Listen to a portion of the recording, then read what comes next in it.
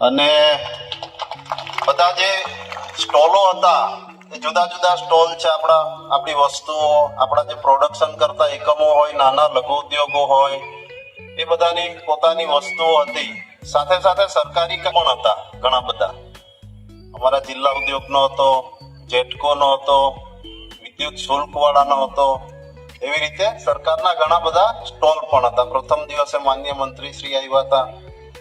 હવે આજે તે દિવસે અમારો સેમિનાર હતો. અમે ખાસ સીઈડી એટલે સેન્ટર ફોર એન્ટરપ્રિન્યોર ડેવલપમેન્ટ ગાંધીનગરથી આપણા ડેપ્યુટી ડાયરેક્ટર આવ્યા હતા. પછી નેશનલ એસસી એસટી હબ એટલે આપણી જે ભારત સરકારની એસસી એસટીઓને મળતી સહાય એનો સેમિનાર હતો. અને જિલ્લા ઉદ્યોગ કેન્દ્રનો ગુજરાત સરકારની વિવિધ યોજનાઓનો સેમિનાર હતો. પણ એ દિવસે સંખ્યા ઓછી હતી એટલે મને થયું આપણા વાળા નાચવા ગાવા વાળામાં જ વધારે રસ હોય એટલે ત્યાં ભેગું થાય પબ્લિક. એટલે ડોક્ટર મને કે ત્યાં જ રાખજો તમે. મેં કીધું સારું, ત્યાં રાખશું. હવે મારી પહેલા ઓળખાણ આપી દઉં. અખિલ ગુજરાત આદિવાસી સમાજ સૌરાષ્ટ્ર, જુનાગઢમાં તમે કદાચ આદિવાસી ભવનમાં રહી બી આવ્યા હશો, ઉનામાં પણ રહી આવ્યા હશો.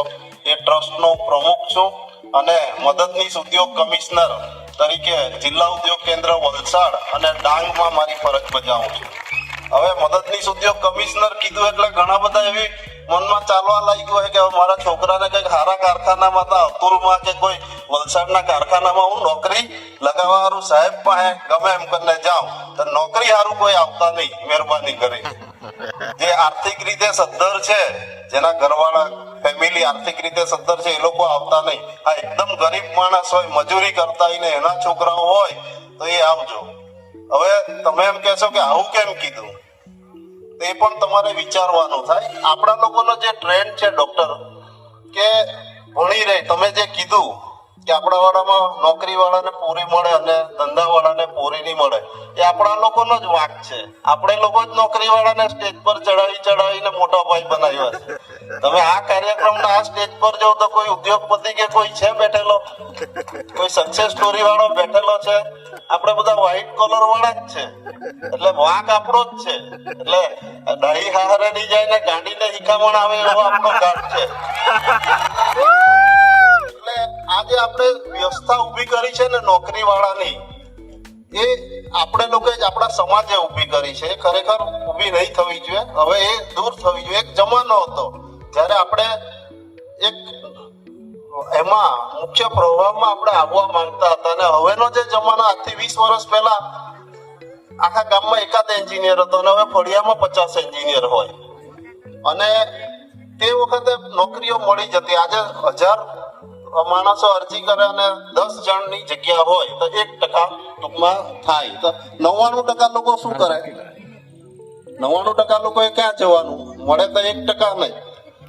તો આપણે જે વ્યવસ્થા ઊભી કરેલી સરકારી નોકરીની, હજુ બી સરકારી નોકરી માટે જ પૂરી સરકારી નોકરી વાળાને જ આપે એ વાત સાથે હજુ આપણે સંમત છે. પણ પેલો નાનો દુકાન વાળો 500 રૂપિયા રોજથી ચાલુ કે 5000 રૂપિયા મહિનેથી કરતો હોય ને લાખે પહોંચ્યો હોય ને લાખ 1.5 લાખે, તો એનો કોઈ 1.5 લાખ થી જ ચાલુ થાય એમ. એટલે તમારે બેનો ભેદ સમજવાની વાત છે. અને સરકારી નોકરી કરતા બધા મિત્રોને બી હું કહું, સેવા કરવી હોય તો ચાલુ નોકરી જ કરવાની. રિટાયર થઈને ડાઈ વાતો કરવાની જરૂર નથી. કારણ કે આ જે સ્ટોલ છે, આ બધા સ્ટોલ છે, આ બધા સ્ટોલમાં તમે આ બધા જે ઘણાને તો એવું મને ડોક્ટર કે ગઈકાલે કેટલા 42,000 માણસો હતા, ટોટલ 1 લાખ માણસો હતા. તો મેં કીધું 6-7 કરોડનું વેચાયું એ વાત તો બરાબર, પણ આ બેંકના જે સ્ટોલ છે, બેંકના સ્ટોલોમાં લોન માટે કે ધંધાકીય લોન માટે કે સબસિડી માટે કેટલા જણે ત્યાં મુલાકાત લીધી? આ ઇલેક્ટ્રિકલ ઇન્સ્પેક્ટરની જે કચેરીની સ્ટોલ છે એમાં કેટલા જણે લીધું? કારણ કે BE થયેલા હોય કે ડિપ્લોમા ઇલેક્ટ્રિકલ હોય, એને કોન્ટ્રાક્ટર બનવું હોય તો ઇલેક્ટ્રિકલ ઇન્સ્પેક્ટર પાસે રજીસ્ટ્રેશન કરાવવું પડે. આપણા સેલટેક્સમાં નોકરી કરતા હોય તો એને એ જ જોવાનું કે આપણા વાળો કાં સેલટેક્સ પ્રેક્ટિશનર પેલો બીકોમ થયેલો કે વકીલ થયેલો બને, એ જ આપણે તૈયાર કરવાના નોકરી, ચાલુ નોકરી. ઇન્કમ ટેક્સ વાળા એ જોવાનું કે આપણા વાળો કોઈ ભણીને આવેલો માણસ એ પ્રેક્ટિસ કેમ કરતો થાય.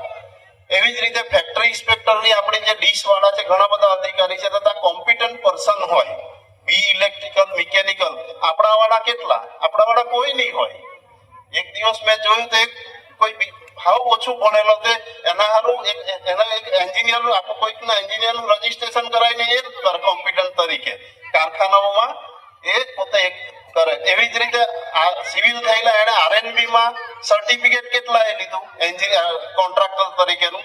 આપણે આ બધું કરવાનું છે ચાલુ નોકરીએ. જેટલા અધિકારીઓ છે તેને હું એ જ કહું કે આપણે કામ એ જ છે કે આપણેથી જે ચાલુ નોકરી આપણી સત્તામાં જેટલા પણ લોકોને ફાયદો થાય એ જ આપણે કરાવવાનો છે. બાકી રિટાયર થઈને ડાહી વાતો કરવાનો કોઈ મતલબ નથી. રિટાયર સમાજની સેવા કરવાની. હવે બીજી વાત આવી, આજે નોકરી વાળાની વાત કરો આપણા છોકરાઓની, કે 21 વર્ષે કે 22 વર્ષે કે 23 વર્ષે આપણો છોકરો ભણીને બહાર આવે. એટલે ભણીને બહાર આવે એટલે એને બી થોડો બી થયેલો એન્જિનિયર થયેલો એટલે થોડો એ હોય, એને બી એનો ઓરા હોય એક કે હું બી થયો ને હવે એના ઘરવાળા એને એટલો બધો ચગાવ્યો. એના પેલા સ્કૂલના શિક્ષકે કે તું મોટો અધિકારી બન. કોઈ દાડે એવું તો કીધું જ નહીં કે કારખાના વાળો બન, જેવું કોઈ નહીં કીધું હોય. તો એ સ્કૂલના ટીચર થી લઈને એના ઘરના વાલીઓ, એના ફાધર મધર એ લોકો બી એવું જ કીધું હોય કે તું સારી સરકારી નોકરી કર, તું તૈયારી કર બરાબર આમ તેમ. એટલે બિચારો એ લાગી જાય, ઈચ્છા હોય કે નહીં હોય તો બી બરાબર લાગે એમાં આપણા હગાવાલા વધારે આપણા દુશ્મન ઉભા થાય. આવીને વરહે કે છગનભાઈ તમારો કોઈનો તો બી થયેલો એવું તો કેવું કોઈનો હજુ નોકરી નહીં કરે, હજુની નોકરી કરે. એટલે આ સત્ય હકીકત છે. એટલે પેલો બિચારો મેન્ટલી એ થઈ જાય. 5-6 વર્ષ સુધી ગાંધીનગર મોકલે, ટ્રેનિંગ ના ખર્ચા કરે, પરીક્ષાની તૈયારી કરાવે. 5-7 વર્ષ એમાં 28-29 વર્ષ સુધી એ ખેંચી કાઢે. એમાં એ 5-6 વર્ષમાં એને ફાધરે 10-15 લાખ રૂપિયા ખર્ચા કર્યા. પછી હવે એના ફાધર ને બધા લોકનેતા લગ્નમાં ઝાપટી આવેલા બરાબર, એટલે એને બી ખર્ચો કરવો પડે લગ્નમાં. આ ગણતરી કરાવું તમને તો લગ્નમાં પાછો નીચું તો પડવા નહીં દે. ડોક્ટરે કીધું 15-20 લાખ રૂપિયા, 10-15 લાખ થી 25 લાખ રૂપિયા સુધીનો ખર્ચો કરે. એટલે જે 5 વર્ષ એને બગાડ્યા એના જે 10-15 લાખ ખર્ચો કર્યો ટ્રેનિંગ નો, એ લગ્ન નો 20-25 લાખ કરે, પોરી વાળા 10-20 લાખ કરે. એટલે થયા કેટલા? 50-60 લાખ રૂપિયા બગાડીને બે. ભાઈ બૈરી આવે એટલે એમ કે ડગલી જોઈએ, આ જોઈએ, એટલે પેલો તો ત્યાંથી ઊંચો જ નહીં આવે. એટલે એનું પછી જે ધંધો કરવાનું મોરલ હોય ને એ ત્યાં જ પતી જાય. એ આગળ લાંબુ વિચારી જ નહીં શકે. એના કરતા હું એવું કહું, તમારા ફાધર ને સમજાવવાનું કે ભાઈ લગ્નમાં નહીં ખર્ચો કરવું, ઓછો કરવું, નહીં માને તો નાહી છૂટવાનું, ગમે કરવાનું. અને એ 50-60 લાખ રૂપિયા તમે 21 વર્ષ જયારે ભણીને બહાર આવો ત્યારે સરકારની એટલી બધી યોજનાઓ છે, એનો લાભ લો. કેમ કે બેંક વાળા લોન નથી આપતા. દાનત હારી હોય તો બેંક વાળા લોન આપે. બેંકના પૈસા નથી, આપણા બધાના જ પૈસા છે. એટલે બેંકનો મેનેજર બી ઘણી જગ્યાએ તકલીફ હોય, પ્રશ્ન થાય, પણ બેંકમાં તમે નાના હોય ત્યારથી જ ખાતું ખોલાવો, તમારો વ્યવહાર રાખો. તમારા હવે તો સિવિલ ડેટા હોય, તમે જમ્મુ કાશ્મીરમાં બેંકમાં ફ્રોડ કરી આવ્યા હોય તો બી વાંધવાની બેંકમાં ખબર પડે. એટલે એ થોડુંક ધ્યાન રાખી અને સરકારની વિવિધ યોજનાઓનો, અને એ જે 8-10 વર્ષ ટ્રેનિંગમાં એને કોચિંગમાં બગાડે, પછી લગ્ન થાય એટલે એના કિલોમીટર બિચારાના પૂરા જ થઈ ગયા હોય. એ કોઈ જગ્યાએ મોઢું બતાવવા લાયક રહી નહીં, પછી એ ધંધો કરવા કરે તો એ ક્યાંથી સક્સેસ જાય? એટલે ભણી રહી ત્યારથી જ એને બાપા લોકોને સમજાવવાના, હગાવાલા કઈ આપણા ઘરે રોટલો આપવા આવવાના નથી. એટલે પહેલેથી જ ધંધો ચાલુ કરવાની એ લોકો એ પ્રેક્ટિસ કરવાની. હવે એ પહેલેથી ધંધો ચાલુ કરવો હોય ભણે ત્યારથી. ઘણી બધી સર્વિસ છે, ઉત્પાદન છે, ટ્રેડિંગ છે, ઘણી બધી પ્રવૃત્તિઓ છે ધંધામાં. તો સરકારની એટલી બધી યોજનાઓ છે. આપણે લોકો બૂમ પાડ્યા કરીએ કે કારખાના વાળાને સરકાર આમ સબસિડી આપે, આપણા વાળા લેતા જ નથી. મારી 23 વર્ષની નોકરીમાં હું ભરૂચ નોકરી કરી, સુરત કરી, બરોડા, છોટાઉદેપુર, આણંદ, વલસાડ, જુનાગઢ, આપણા વાળા એક બી દેખાય નહીં. ભાગ્યા એક બે આવે તો શોધીને બોલાવ કરી આપું વેલા. એટલે આપણે શોધવા પડે, પણ નોકરી સારું તરત પાછળ ફરે કે કોઈ કારખાનામાં નોકરીનું સાહેબ ગોઠવી આપો ને. તો સરકારની પહેલી એક યોજના કહી દઉં, CED A centre for entrepreneur development છે. ઉદ્યમીઓને એને ટ્રેનિંગ આપવાનું કામ છે. ટ્રેનિંગ એટલે કેવી રીતે કે આપણે SC/ST માટે આખી ફ્રી છે. 15 દિવસનો આખો કોર્સ હોય. એમાં એને કઈ રીતે નવો ધંધો કરવો, મશીન ક્યાં મળે, લોન કઈ રીતે મળે, કેવી રીતે શું મળે, પ્રોજેક્ટ રિપોર્ટ કેમ બનાવવાનો, એ બધું જ શીખવે ફ્રીમાં. એ સીઈડી છે. એની જરૂર હોય તો જિલ્લા ઉદ્યોગ કેન્દ્રમાં સંપર્ક કરો. સીઈડી ની ઓફિસ છે અલગ અલગ જગ્યાએ. બીજી વાત છે ટ્રેનિંગ નું પતે પછી સરકારની બીજી એક યોજનાઓ છે. કોઈ પણ યુનિટ નાનું મોટું નાખવું હોય, કોઈ પણ જગ્યા ભાડે હોય, ગામમાં હોય તો ગામવાળાનું એનઓસી હોય તો બી, તો તમે બેંકેબલની એક યોજના છે 8 લાખ સુધીમાં, એમાં તમે ધંધા વેપાર રોજગાર માટે અરજી કરો અને બેંક સ્પોન્સર છે. બેંકમાં સારો વ્યવહાર હોય, નહીતર ઘણા તો ગામમાં કેવું હોય કે એક જ ગામમાં 25-30 જણે લોન લીધી હોય ને એકું ભરતો રહીએ તો પેલો મેનેજરે ગામનું નામ સાંભળીને ઓળખે કે ગામમાં અપાય. એટલે ગામવાળાને બી ટૂંકમાં એ એક વ્યવહાર સારો હોવો જોઈએ. એક યોજના છે. એના પછી બીજી છે પીએમઈજીપી. આ બધા એન્જિનિયરો 4 જણ ભેગા થાય, 25,000 રૂપિયા ને 50,000 રૂપિયા કાઢે ને તો બી પીએમઈજીપી માં ગમે નાનામાં નાનું મશીન 1 લાખ થી લઈને 50 લાખ સુધીનું તમે મશીન લો, કોઈ બી જગ્યા ભાડે હોય તો બી ચાલે. હવે તો સરકારનો એક નવો કાયદો 19 એવો આવ્યો કે તમે એને નહીં કરાવેલી હોય ને જગ્યા તો બી ચાલે. આઈએફપી પર અરજી કરવાની ને એક્સેપ્ટન્સ લેટર મળે. એક્સેપ્ટન્સ લેટર મળે એટલે 3 વર્ષ સુધી એને જ કહેવાય કે 3 વર્ષ પછી તમે બીજા 6 મહિનામાં એને કરાવી લેવાની. એટલા માટે સરકારે એવું વિચારેલું કે તમારી પાસે કોઈ નવો આઈડિયા હોય ને માર્કેટમાં જતા જતા એને કરતા ટાઈમ જાય તો એ આઈડિયા ફેલ જાય, એટલા માટે એક વ્યવસ્થા કરેલી. એ એક્સેપ્ટન્સ લેટર લઈને એ ડીમ્ડ એને કહેવાય. તો તમે એ કારખાનું નાખી શકો, નાનામાં નાનું ગમે જે બનાવવું હોય તે, ખાલી માંસ, મટન, મચ્છી ને દારૂ, એ સિવાય તમારા મનમાં જે હેલિકોપ્ટર બનાવવું હોય તો હેલિકોપ્ટર બી બનાવી શકો, ફુગ્ગા બનાવવું હોય તો ફુગ્ગા બી બનાવી શકો, પાણીની બોટલ જે બનાવવું હોય તે 50 લાખ સુધીની એક યોજના છે પીએમઈજીપી. એમાં આપણા વાળાને 35% સબસિડી મળે. 35% એટલે 17.5 લાખ રૂપિયા ગયા. ત્યાર પછી બીજી યોજના છે આત્મનિર્ભર યોજના, આપણા વાળાને જે મળે બીજી. એમાં જે આત્મનિર્ભર યોજના છે, આપણે પીએમઈજીપી માં 17.5 લાખ લીધા 50 લાખ માંથી. આત્મનિર્ભર યોજનામાં બીજા 25% જેટલા મળે. બીજા 25% એટલે 12.5 લાખ થયા, એટલે કેટલી 30 લાખ રૂપિયા જેટલી સબસિડી થઈ. એ ઉપર બેંકનું 50 લાખ રૂપિયાની લોન હોય તો 50 લાખના 7% વ્યાજ માફી મળે. એટલે 10% વ્યાજ ચાલતો હોય તો 7% ગવર્મેન્ટ જ આપે 7 વર્ષ સુધી, 5 વર્ષથી લઈને 7 વર્ષ સુધી એરિયા પ્રમાણે. એટલે એ મળે. 50% થી લઈને 80% સુધી, એટલે 50 લાખના 40 લાખ, 25 લાખ થી લઈને 40 લાખ સુધીનો SGST બેનિફિટ મળે. તો હું તો રાહ જોતો કે આપણા વાળો કોઈ આવે, પણ જો આપણા વાળો કોઈ દેખાતો હોય તો એમાં આપણે તો એટલા માટે એવું કહીએ કે આખું કારખાનું જ ફ્રી થઈ જાય. તો તમે 10, 20, 25 હજાર રૂપિયા કાઢીને 1000 દિવસ તમારે ધંધામાં આપવા પડે. 1000 દિવસ નહીં તો આપણા વાળા તો પહેલે દાડે કારખાનું લાખે એટલે એને બાપાને એમ કે હું પેલા ઇનોવા લેવ, પેલા આઈફોન લેવ, અને ગામમાં એમ કે હું ઇન્ડસ્ટ્રીયલિસ્ટ એમ કરીને પેલા એમાંથી જ પતી જાય.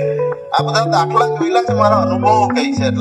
એટલે આ એક ખૂબ સારી યોજનાઓ છે. એ સિવાય ધારો કે એ 50 લાખ થી વધારેનું બી કોઈ રોકાણ કરવું હોય તો બાંધકામ કરવું હોય, મશીનરી લેવી હોય, તેમાં આ બધી જુદી જુદી સરકારની યોજનાઓ છે.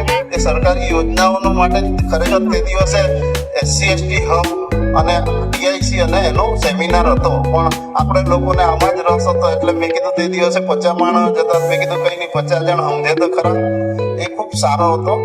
હમણાં એના માટેનો સમય નથી આપણી પાસે, પણ તમે લોકો કોઈ ઈચ્છા એવી રાખશો ને કંઈ સમજવું હોય તો જિલ્લા ઉદ્યોગ કેન્દ્રમાં તમે આવી શકો, મને મળી શકો, ગમે ત્યારે તમે આવી શકો. તમે આવશો તો મને ગમશે. એક આપણા વાળો આવે તો આપણને આનંદ થાય કે આપણે મદદ કરીએ. જેટલી બી બનતી મદદ થાય. આ બધું ઓનલાઈન છે, અરજીઓ એકદમ ઈઝી કરવાની છે, તરત મંજૂર થઈ જાય. કોઈ જગ્યાએ તકલીફ પડે ને આખા ગુજરાતમાં તો બી તમે મને કહેવાનું, અથવા મારું નામ ગેલગેન કે પાવડી સાહેબનો ઓળખીતો હતા હગો થાવ એમ કહી મૂકો તો બી ચાલે, હું કહી દેવા હગો જ છે, બરાબર. એટલે એવું તમે જઈને કરી શકશો. આ ખૂબ સારી સારી યોજનાઓ છે, પણ આપણે લોકોમાં જે મેન્ટાલિટી છે નોકરીની, એમાં થોડો ચેન્જ કરવો પડે. કારણ કે હવેનો જે જમાનો છે એ ખરેખર ઉદ્યમીઓનો જમાનો છે. મેં નાના અમે જોઈએ તો 17, 18, 20 વર્ષના પોયરાઓ આવે બીજા સમાજના, તે બધું જાણીને જાય. આપણા વાળાને તો જાણવું હોય તો આવે જ નહીં, કોઈ પાછળ સાહેબ કોઈ ગોઠવી આપો નહીં, સાહેબ કાથી ગોઠવે, તમારામાં જ જાણવી નહીં હોય તો હું કાથી ગોઠવું. એટલે આ બધું એક ધ્યાન રાખવા જેવી છે. જ્યારે બી કોઈ આવો સેમિનાર કરવો હોય તો કહેજો. આખું કારખાનું જ ફ્રી થઈ જાય. આખો ધંધા માટે એટલા બધા સરકારી યોજનાઓ છે ને અમે તો બેઠા જ છે કરવા સારું. આપણે આપણા વાળા આવે તો આપણને તો કે આપણો માણા આવ્યો એમ બધા વધારે દિલથી ઈચ્છા થાય. એટલે ખાસ મેં જે કીધું એમાં કોઈ ખોટું નહીં લગાડતા. નોકરીઓ વાળા કે કોઈ એ જે હકીકત હતી એ કીધી, કારણ કે બોલવાનું થોડું મારું વાંકું હોય છે. અને ખાસ તો નેતાઓને બી હું કહું કે તમે આજે પોલિટિકલી ઇન્વોલ્વ છો તો લોકોને આ સરકારની સારી સારી યોજનાઓની આપતા જ હશે જાણકારી, પણ તોય વધારે પ્રમાણમાં આપીને નવી પેઢી જે 30 વર્ષ પછી ધંધો કરવા કરે, 21 વર્ષથી જ ધંધો ચાલુ કરે અને એ લોકો સક્સેસ રેશિયો એ લોકોનો 1000 દિવસ એટલે 24-25 વર્ષમાં 30 વર્ષમાં તો ઇનોવા લઈને ફરતો થઈ જાય. તો એ એક આવું વાતાવરણ આપણે ત્યાં બને અને આ રીતે જે ખૂબ સરસ આ આયોજન થયું એમાં આપ સૌએ ભાગ લીધો અને મારી જ્યાં બી જરૂર પડશે ને ત્યાં હું તૈયાર છું. ડોક્ટર સાહેબ, વર્ષોથી આપણે સમાજ સાથે સંકળાયેલા છે, પહેલા સમાજ પછી બીજી બધી વાત આવે, એટલે ક્યાંય પણ જરૂર હોય તો મને કહેજો. અને આપ સૌ અહીંયા મને શાંતિથી સાંભળ્યો એ બદલ આપ સૌનો આભારી. જય ભારત, જય આદિવાસી. ખૂબ ખૂબ આભાર યજ્ઞેશભાઈ પાવાગઢી, ઉદ્યોગ કમિશનર વલસાડ છે હાલમાં, અને આપણને મદદ કરે છે. સાહેબ કીધું તેમ ચાલુ નોકરીમાં જેટલી મદદરૂપ થઈ શકે એટલી ક્યાંય નથી થતી. એનું જીવતું જાગતું ઉદાહરણ કે ઉમરગામથી અંબાજીની પટ્ટીમાં આપણે એક આદિવાસી ભવન ઉભું કરી શક્યા નથી, પણ સાહેબે સૌરાષ્ટ્રની નોકરી હતી અને સૌરાષ્ટ્રના બધા લોકોને ભેગા કરી અને જુનાગઢ અને ઉનામાં આદિવાસી ભવન ઉભું કરી દીધું છે, જે આપણા લોકોને કામ આવે છે. તો આવા કાર્યોની સાથે આપણે બધા જોડાયેલા રહીએ, કરીએ અને સાહેબના વધારે લાભ લેવ. એટલે આજે સાંસ્કૃતિક કાર્યક્રમોમાં આ સાહેબને આપણે સાંભળવાનો અને એમની પાસેથી માહિતી લેવાનો પ્રયત્ન કર્યો.